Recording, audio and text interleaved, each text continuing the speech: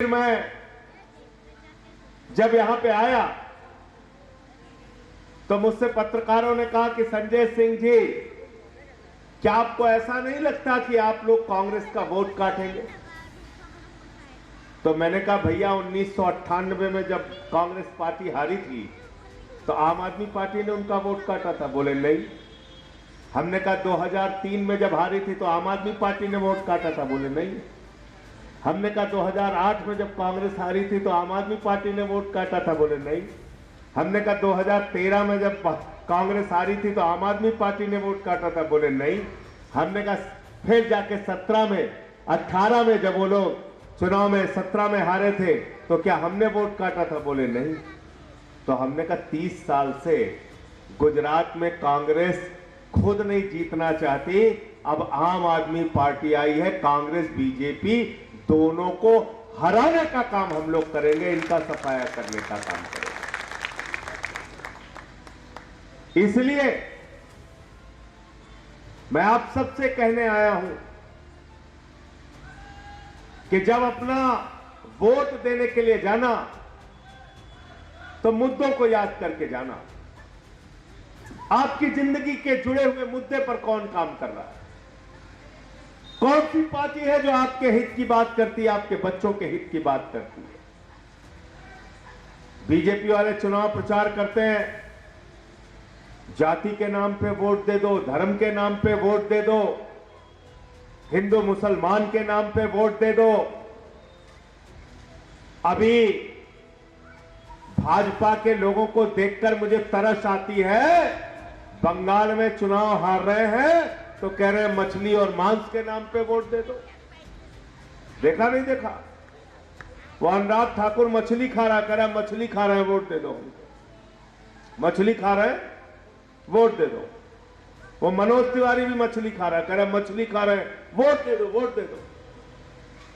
फिर वो हेमंत विश्व शर्मा, उनका मुख्यमंत्री आसाम का, वो कह रहा है ममता दीदी हम आपके साथ मांस और मछली खाने का कंपटीशन कर सकते हैं, आप जितना खाओगे उससे 1 किलो ज्यादा खाएंगे।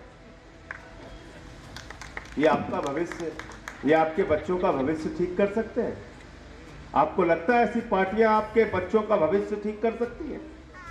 आपको लगता है ये हिंदुस्तान का भविष्य ठीक कर सकती है? आपको लगता है ये गुजरात का भविष्य ठीक कर सकते हैं? आपको लगता है ये आपके बच्चों के लिए स्कूल और अस्पताल बना सकते हैं? नहीं।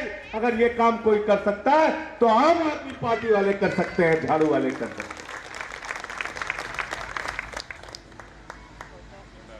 ये चुनाव जब भी होता है उन्माद के नाम पे वोट मांगते हैं, नफरत के नाम पे वोट मांगते हैं, हिंदू मुसलमान के नाम पे वोट मांगते हैं। आम आदमी पार्टी जब चुनाव में लड़ती है तो हम मुद्दों के नाम पर वोट मांगते हैं और हम जो कहते हैं उसको करके दिखाते हैं। केजरीवाल ने कहा दिल्ली में बिजली फ्री होगी, फ्री करके दिखाया। केजरीवाल ने कहा पानी फ्री दिया जाएगा, पानी फ्री करके दिखाया। केजरीवाल ने कहा इलाज मुफ्त मिलेगा, इलाज मुफ्त करके दिखाया। केजरीवाल ने कहा शिक्षा फ्री मिलेगी, तो हमने सरकारी स्कूल विश्व स्तरीय बनाकर दिखाया। और इतना ही नहीं, केजरीवाल जी ने कहा माताओं बहनों के लिए बस की यात्रा पूरी तरीके से फ्री होगी, वो करके दिखाया। दिखाया नहीं दिखाया बताओ? और ऐसे सरकारी स्कूल दिल्ली के अंदर हमने बनाए। अमेरिका के राष्ट्रपति की पत्नी हिंदुस्तान आई, मोदी जी ने कहा गुजरात का स्कूल देख लो, कहने लगी नहीं देखना। बोले महाराष्ट्र का देख लो, कहने लगी नहीं देखना। बोले मध्य प्रदेश का देख लो, कहने लगी नहीं देखना। बोले हरियाणा का देख लो, कहने लगी नहीं देखना। अरे बोले योगी बाबा का तो देख लो, कहने लगी नहीं देखना। तो फिर मोदी जी ने कहा देखना क्या है? तो कहने लगी हमें केजरीवाल और सिसोदिया का सरकारी स्कूल देखना।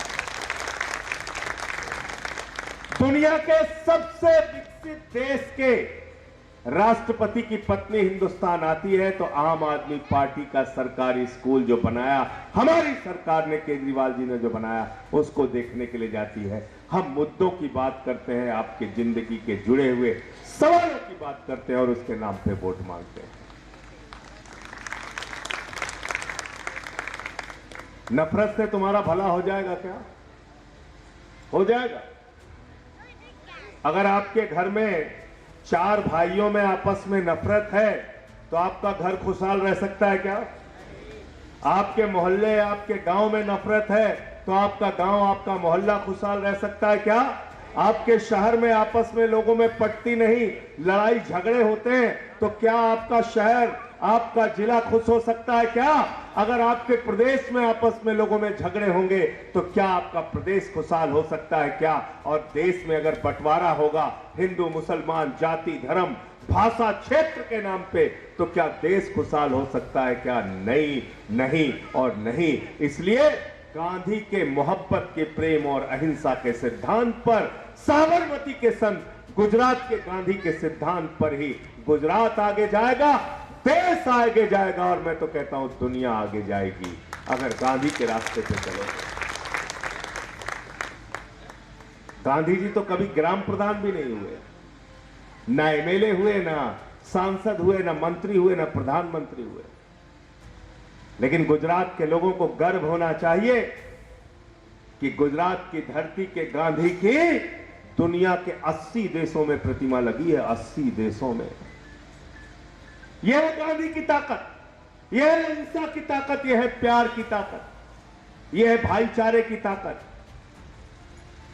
आज हिंदू धर्म के नाम पर आपको बांटने का काम किया जाता है। अहंकार इतना है नेताओं में कि गाना बनाते हैं, कहते हैं जो राम को लाए हैं हम उनको लाएंगे। क्या गाना बनाया? क्या बनाया? जो राम को लाए हैं हम उनको लाएंगे। आप राम को ला सकते हो क्या भाई? आप राम को ला सकते हो? हमारी हैसियत है, औकात है कि हम राम को ला सकते हैं? इतना अहंकार भाजपा में, गाना बना दिया जो राम को लाए हैं हम उनको लाएंगे।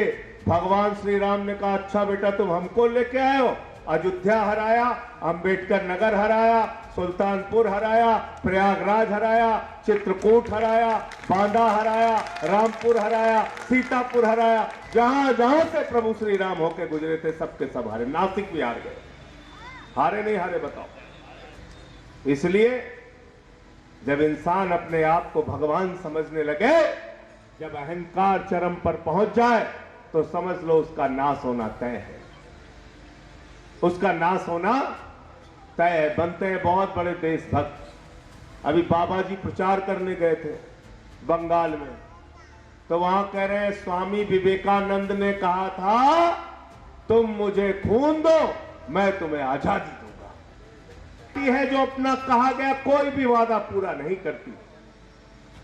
आपसे कहा था 2 करोड़ नौकरी हर साल देंगे, 12 साल में 24 करोड़ नौकरी हिंदुस्तान के नौजवानों को मिलनी थी, नहीं मिली।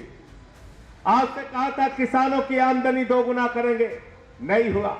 आपसे कहा था 35 रुपए का डीजल और 50 रुपए का पेट्रोल मिलेगा, 100 के करीब पहुंचने जा रहा है पेट्रोल और डीजल। आपसे कहा था सिलेंडर गैस सस्ता हो जाएगा, महंगाई कम हो जाएगी, महंगाई आसमान पे पहुंच गई। आपसे कहा था इतना काला धन लाएंगे, इतना काला धन लाएंगे, हवाई जहाज में लाद लाद के लाएंगे कि आपके खाते में कितना जमा हो जाएगा? कितना?